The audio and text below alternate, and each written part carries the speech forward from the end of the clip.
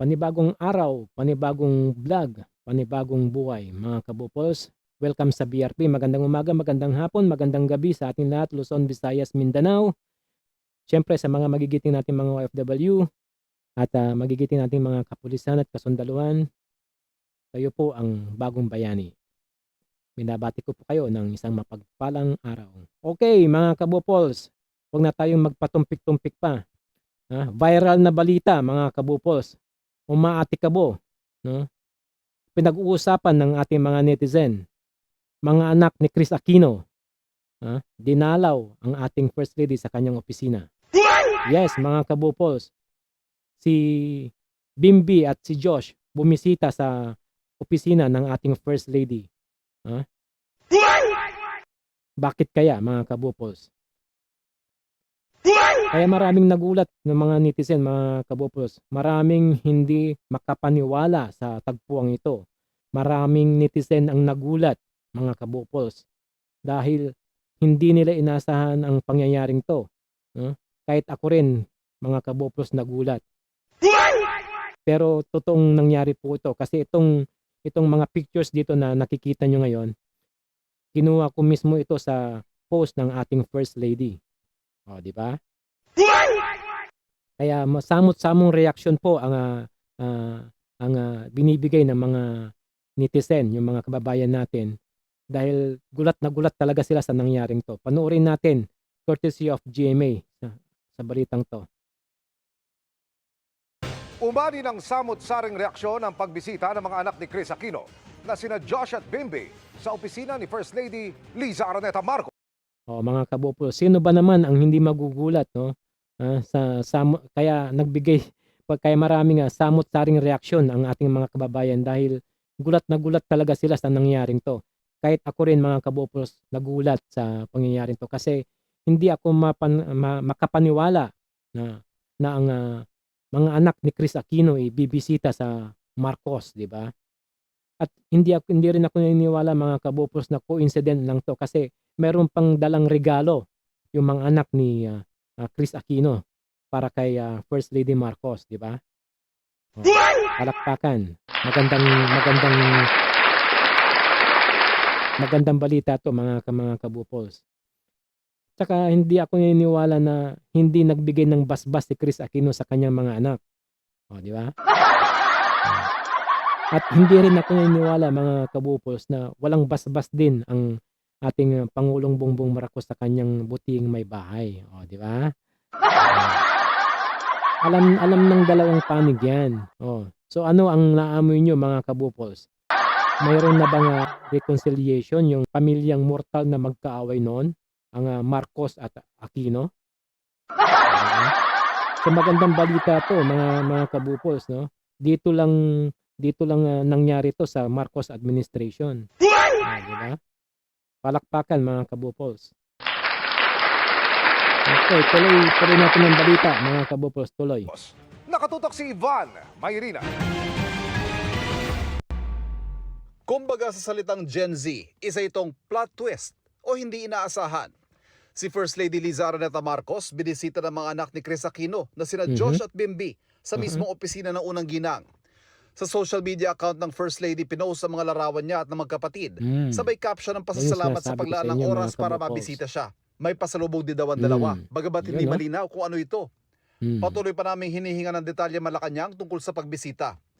Pero sa comment section may mga nagulat at may natuwa sa pambihirang pagkikita ng manugang ng yumaong Pangulong Ferdinand Marcos Sr.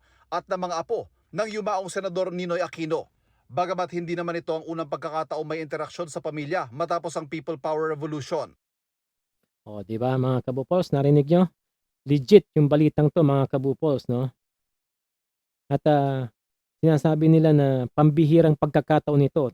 Tama naman yun mga kabupols kasi hindi ko rin inasahan, hindi nyo rin inasahan na ganito ang mangyayari at ang tagpuang ito mga kabupols, di ba?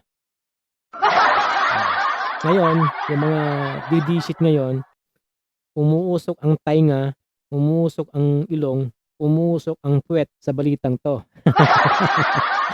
Kasi sigurado ko hindi nila matatanggap to na nangyayari ngayon. Kasi ayaw na ayaw nila na magkaroon ng magandang balita ang, mga Marcos at Marcos administration. Gusto nila masama lagi ang balita para matuwa yung mga didisit na 'yan. Ito mga kabupols 'no, sinasabi ko sa inyo kanina na itong Marcos at, Aquino is mortal na magkaaway niyan no'n.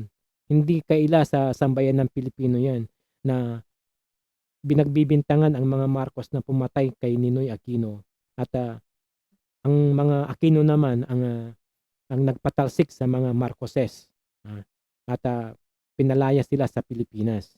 Kaya nakapagtataka yung pangyayaring 'to mga kabupols at maraming, mga netizen ang nagulat talaga, sa, balitang 'to mga kabupols. At, dito niyo makikita rin mga kabupols 'no, kung gaano at paano ang, ugali ng mga Marcoses, 'di ba? Na sa kabila ng lahat ng, nangyaring 'yun 'no, hindi sila nagtatanim ng, sama ng loob. Yes, mga kabupols, totoo 'yung naririnig niyo. Hindi nila kayang, saktan ang mga Pilipinong nang-api sa kanila, 'no? Kahit na gano'n ang nangyari sa mga Marcoses 'no, wala kayong balita na, ah, gumanti sa mga taong nanakit sa kanila, 'di ba? Kung tutuusin mga kabupols 'no, nasa luklok sila ngayon ng kapangyarihan, 'no? Kayang-kaya nilang balikan yung mga Pilipino, yung mga taong, nagyurak sa kanilang pagkatao.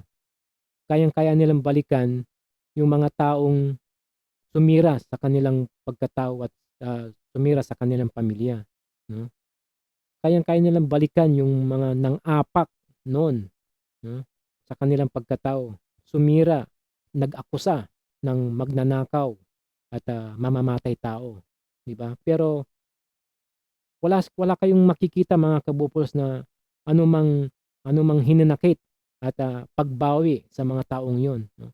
Kasi ang mga Marcos, sila ang tunay na nagmamahal sa sambayan ng Pilipino. Hindi nila kayang saktan ang kapwa nila Pilipino. 'Yan ang katotohanan. 'Yan ang totoong legacy.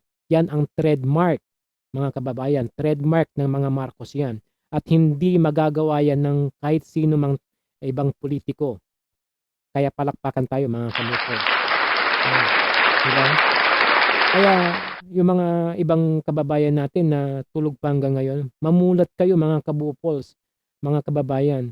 Ito ang pamilyang tunay na nagmamahal sa sambayan ng Pilipino. Ayan. Hindi ito kunwari. Tignan niyo ang ginagawa ng ating presidente ngayon, 'no? Magugulat kayo. Grabe hardworking kasi gusto niyang iangat, ang pamumuhay ng bawat Pilipino. Ayan. Walang hinanakit.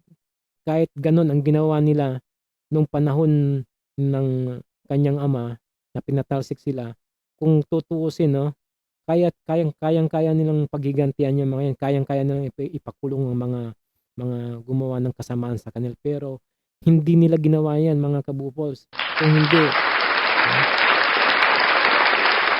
Kung hindi kabutihan ang pinapakita nila sa mga kapwa nila mga kabupols. Ngayon pa nga lang mga kabupols 'no, nasa tuktok siya ng kapangyarihan ngayon ang mga Marcos. Pero binabatikos pa rin sila 'no, winawalang hiya pa rin nila, pero hindi niyo makitaan na naghihiganti ang mga Marcos, 'di ba? Ganyan kabait ang mga Marcos, ganyan kabait ang mga Marcos sa sambayanang Pilipino. Hindi nila kayang saktan ang kapwa nila Pilipino. Dahil mahal na mahal nila ang sambayanang Pilipino. Ang mga Marcos lang ang totoong nagmamahal sa kapwa nila Pilipino. Masakit na katotohanan 'to. Yung mga iba sinasabi nila mahal nila ang Pilipinas, mahal nila ang sambayan ng Pilipino. Pero tingnan mo naman ang ginagawa nila, winawasak nila ang sarili nilang bansa, 'di ba? Para sa sarili nilang kapakanan. Oh, 'di ba? Pero tignan niyo ang mga Marcos, 'yan ang unique na nagmamahal sa sambayan ng Pilipino, 'di ba? 'Yan ang legacy, 'yan ang trademark ng mga Marcoses. Kaya mga kabopers, suportahan natin ang gobyernong ito.